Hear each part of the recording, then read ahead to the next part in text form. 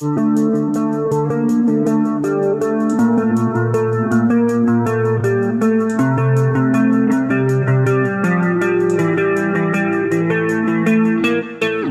kawan-kawan semua, gimana kabarnya? Baik, semoga kalian beserta keluarga selalu dalam keadaan sehat walafiat serta diberikan umur dan rezeki yang berkah. Kali ini saya akan mengungkap seluruh alur cerita film yang berjudul Sweet Girl 2021. Film ini disutradarai oleh Brian Mendoza dan dibintangi oleh Jason Momoa. Secara garis besar, dalam film ini mengisahkan tentang seorang ayah yang mencari keadilan atas kematian istrinya. Jadi tidak perlu berlama-lama, berikut alur cerita filmnya.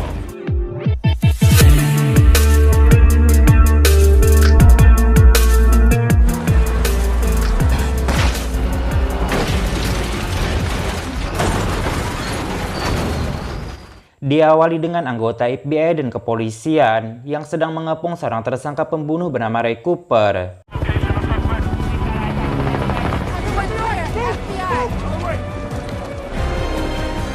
Suspect spotted on the upper level.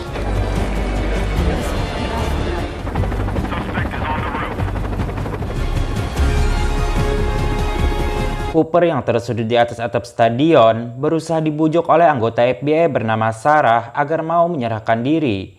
Namun pada akhirnya Cooper lebih memilih untuk melompat ke laut.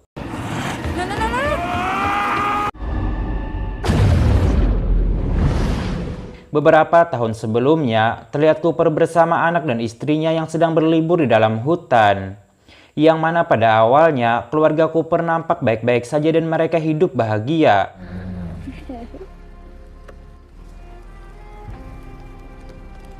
Hingga suatu ketika, kanker istri Cooper kembali kambuh dan harus menjalani beberapa treatment.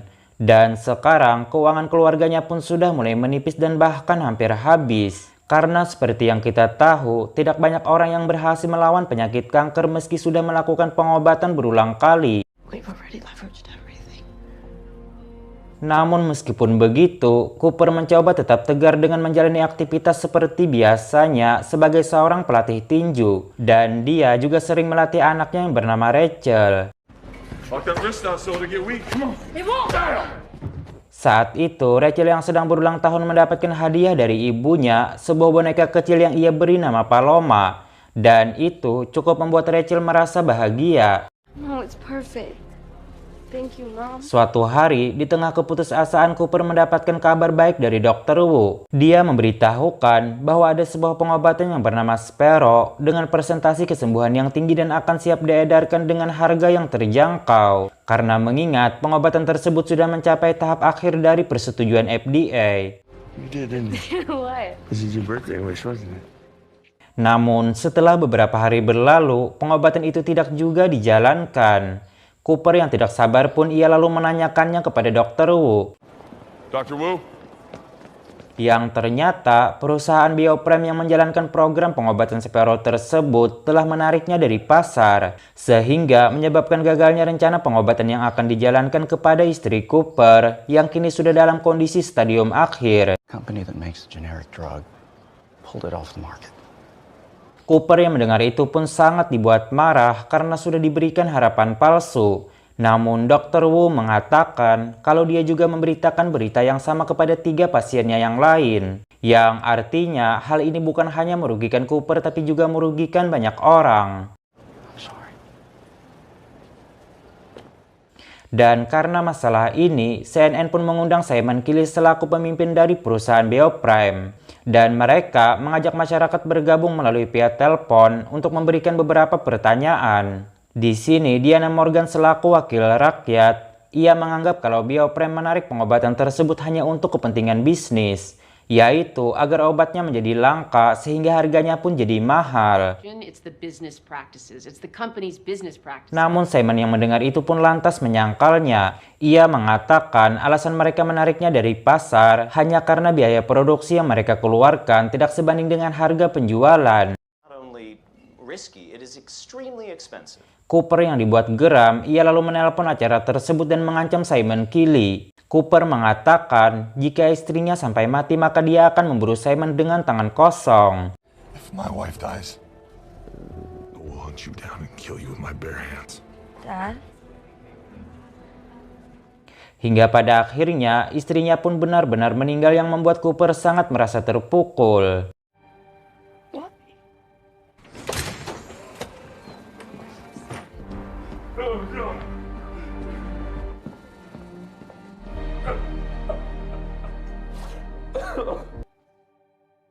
6 bulan kemudian, terlihat Cooper yang masih tidak terima atas kepergian sang istri dan melampiaskan kesedihannya itu dengan berlatih.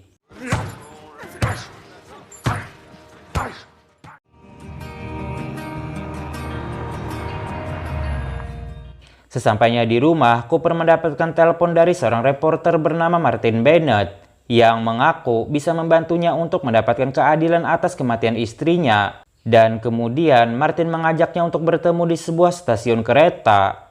Rachel yang khawatir dengan sang ayah, ia pun mengikutinya diam-diam.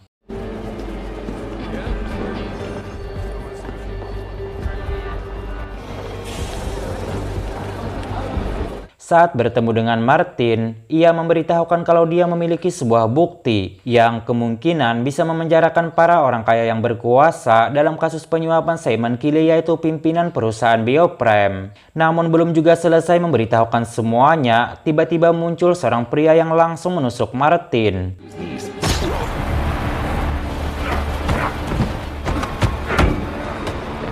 Rachel yang mengikuti Cooper dari tadi berusaha membantu ayahnya melawan penjahat tersebut yang membuatnya harus terlempar keluar kereta.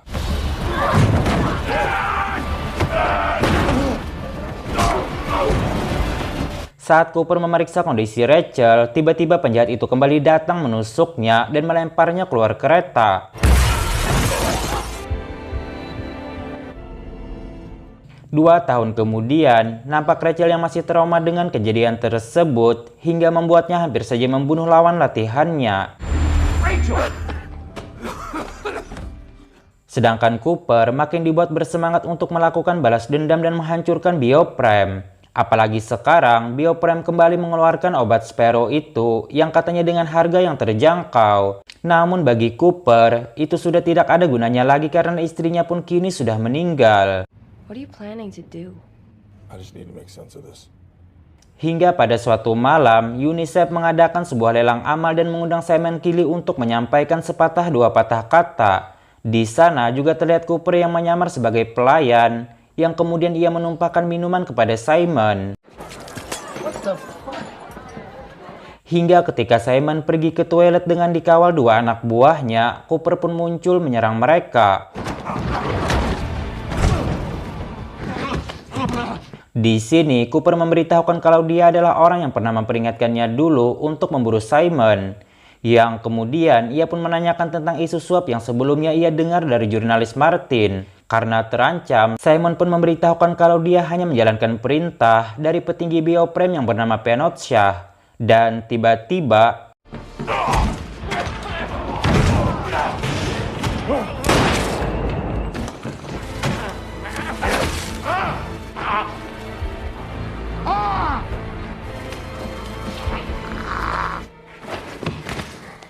pulang ke rumahnya, Cooper pun langsung menyuruh Rachel berkemas untuk pergi. People are gonna come after us, aren't they? Sementara di TKP, terlihat FBI yang sedang menginterogasi satu bodyguard Simon yang selamat pada kejadian tadi.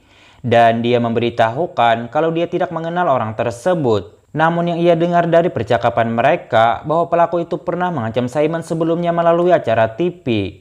All right. Thank you.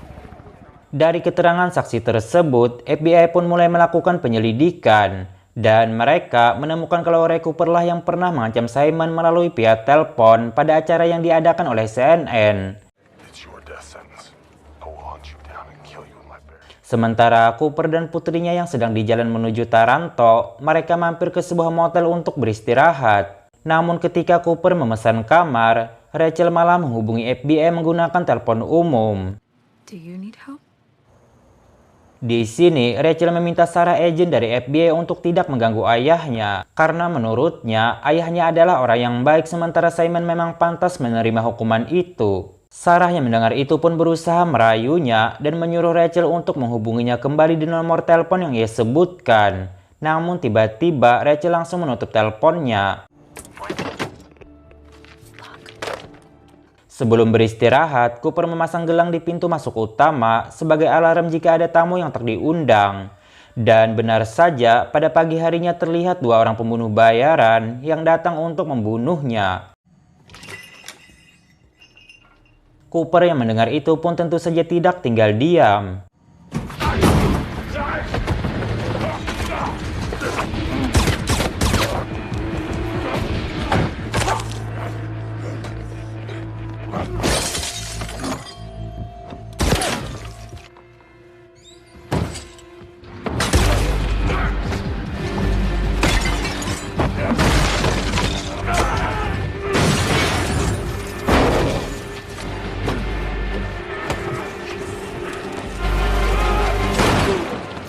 Setelah menghabisi dua assassin tersebut, Cooper lalu mengambil handphone dan pistol milik mereka, kemudian pergi masuk ke dalam hutan untuk mengamankan diri.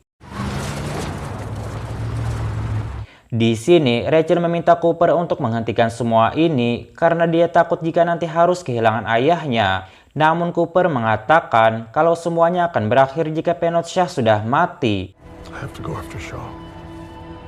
As long as we're on the same page, dope. Kemudian, Cooper mencoba pistol yang sebelumnya ia rampas. Namun tembakannya tersebut tidak satu pun mengenai sasaran. Dirasa tidak mampu menggunakan pistol itu, Cooper pun membuat sebuah jebakan untuk Penot Shah dengan menutup terowongan dan menumbangkan satu batang pohon. Di sisi lain, terlihat seorang pembunuh bayaran yang menusuk Cooper di kereta dulu yang kita sebut saja namanya Jack. Entah apa dan siapa yang dia cari, namun di sini ia membunuh si pemilik showroom mobil dan mencuri salah satu mobil yang ada di sana. Malam harinya, terlihat Cooper dan Rachel yang sedang melakukan pengintaian di depan rumah Penot Shah. Tidak lama kemudian, Jack juga datang yang sepertinya juga melakukan pengintaian. Hingga ketika Penot Shah dan anak buahnya ingin berangkat, Cooper lebih dulu pergi dan membuka jalan masuk terowongan yang sebelumnya ia tutup.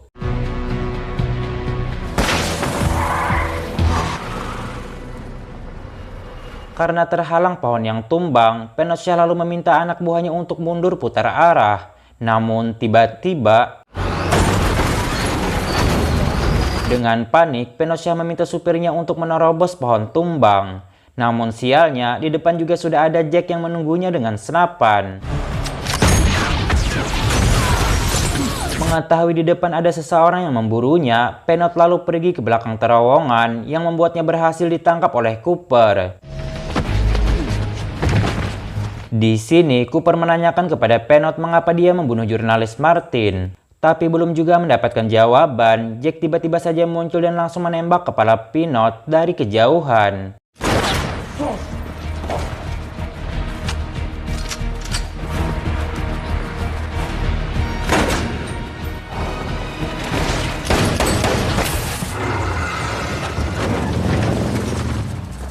Karena ban mobilnya yang bocor, mereka pun pergi dengan berjalan kaki dan terpaksa mencuri sebuah mobil derek yang terparkir di depan toko.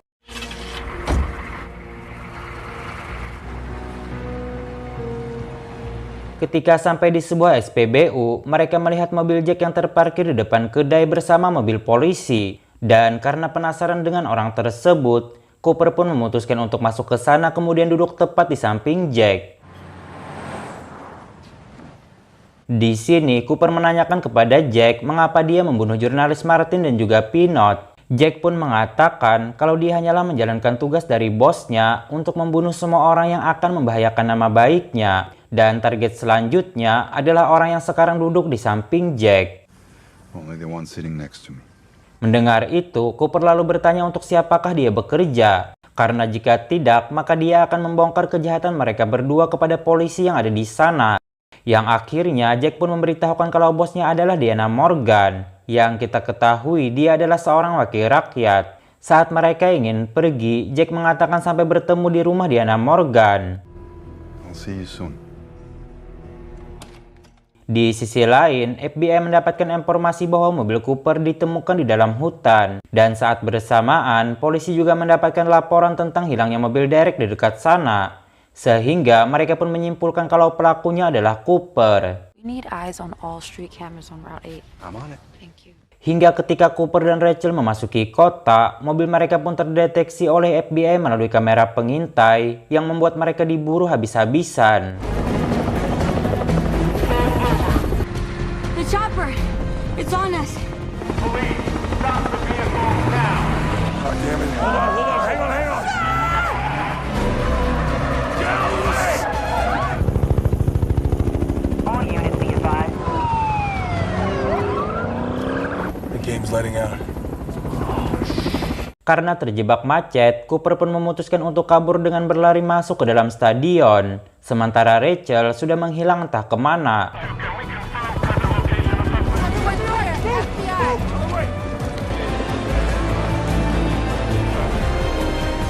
Suspect spotted on the upper level.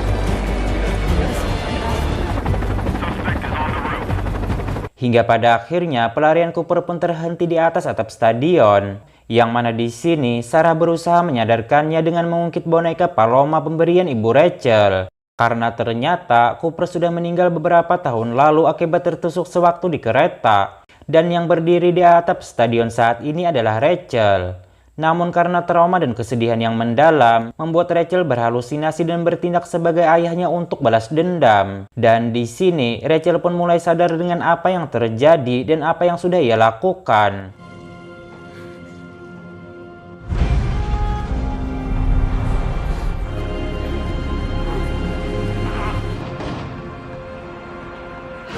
See you soon.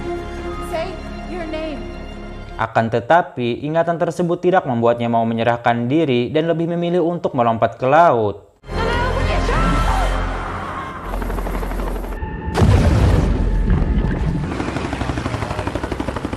Rachel yang dalam keadaan pingsan, kemudian dibawa ke rumah sakit dengan menggunakan ambulan. Namun ketika di perjalanan, tiba-tiba saja Rachel sadar dan langsung menyerang mereka.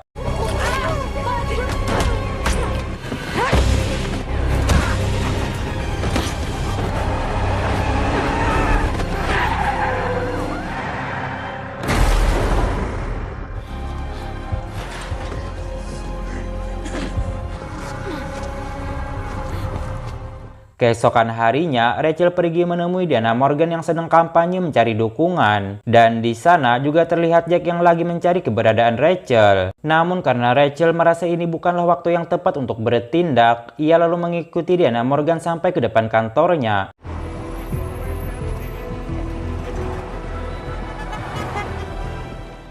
Hingga pada malam harinya, Rachel pun menyelinap memasuki kantor tersebut. Namun di sana, ia malah disambut oleh Jack yang langsung menyerangnya.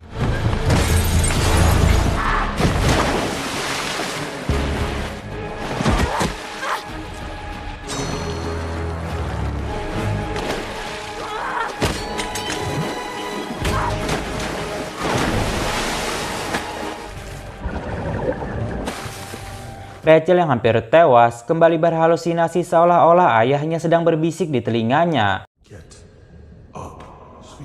Yang dengan itu, ia pun kembali bersemangat dan berhasil membunuh Jack.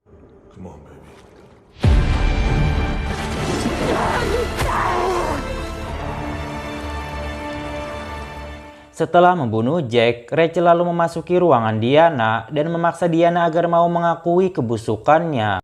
You were with Bioprime even then. Sehingga terungkap, ternyata Diana lah yang menyuap Bioprime untuk menarik pengobatan Sparrow itu dari pasar. Yang kemudian ia berpura-pura sebagai pahlawan untuk menurunkan harga pengobatan tersebut. Yang mana semua itu ia lakukan hanya untuk mencari perhatian dan dukungan dari masyarakat dalam pemilihan yang akan datang. Namun karena takut kebusukannya akan terbongkar, ia lalu mengirim Jack untuk membunuh semua orang yang ia anggap akan membahayakan nama baiknya. I ordered the hit. Dan setelah mendengar pengakuan itu dari Diana, Rachel pun memutuskan untuk pergi dan membiarkannya tetap hidup. Was it worth it? Namun ternyata dia sudah merekam pengakuan Diana tersebut dengan handphonenya yang kemudian ia mengirimnya kepada FBI. Di akhir film, diperlihatkan Rachel yang bersiap ingin meninggalkan kota kelahirannya. Dan ketika di pesawat, ia melihat sebuah berita yang mengabarkan tentang penangkapan Diana Morgan atas tuduhan penyuapan dan juga pembunuhan. Setelah itu, film pun tamat. Oke kawan-kawan semua, itulah tadi alur cerita film Sweet Girl 2021. Semoga kalian bisa terhibur dengan alur cerita film ini. Atas kesalahan dan kekurangan kami mohon bisa dimaklumi. Saya pamit undur diri dan sampai jumpa di video selanjutnya.